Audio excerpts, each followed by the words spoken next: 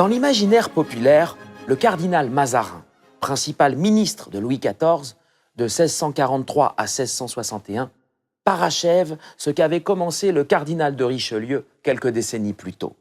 Grossièrement, il a conclu la paix avec l'Espagne, événement dont ce tableau témoigne, a réduit à l'obéissance les grands et rétabli les finances. Dans le détail, comme vous allez vous en rendre compte, les choses ne sont pas si simples. Si l'on peut lui accorder du crédit sur le premier point, les deux autres restent bien plus discutables.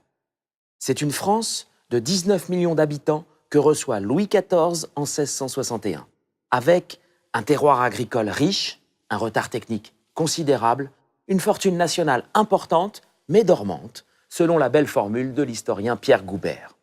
Le roi, avide de pouvoir et pressé de gouverner, dresse au début de ses mémoires un tableau loin d'être aussi idyllique, et il concède après la mort de Mazarin « Je commençais à jeter les yeux sur toutes les diverses parties de l'État, et non pas des yeux indifférents, mais des yeux de maître, sensiblement touchés de n'en voir pas une qui ne m'invitât et ne me pressa d'y porter la main.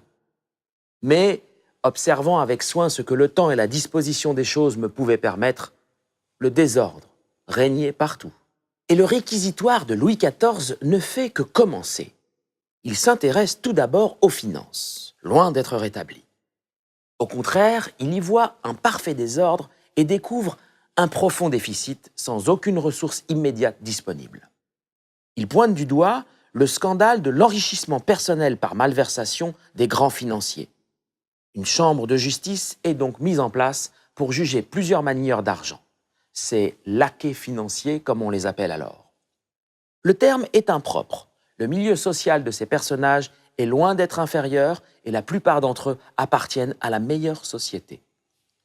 L'arrestation de Nicolas Fouquet, surintendant des finances, est ainsi exemplaire. Louis XIV fait ensuite mention du désordre religieux, lié à ce qu'il nomme un potentiel schisme, avec la propagation du jansénisme, ce courant théologique qui s'oppose au catholicisme d'État, et donc au monarque absolu que Louis XIV s'apprête à devenir. Il compte donc remettre dans le droit chemin ses fidèles chez qui règne la déroute et la confusion, comme l'illustre cette gravure. Si vous lisiez les mémoires du souverain pour l'année 1661, vous seriez frappé par le tableau accablant qu'il donne du royaume. L'intégralité du premier tome y est consacrée. Il s'agit de la première étape de sa reprise en main du pouvoir. Elle le conduit à un constat simple. Ce qu'il y a à faire pour redresser la France, seul un roi peut le faire. Par la suite, il aborde d'autres questions de politique intérieure comme extérieure, notamment le protestantisme. Son accession aux affaires doit coïncider avec une grande période de réformation dans tous les domaines.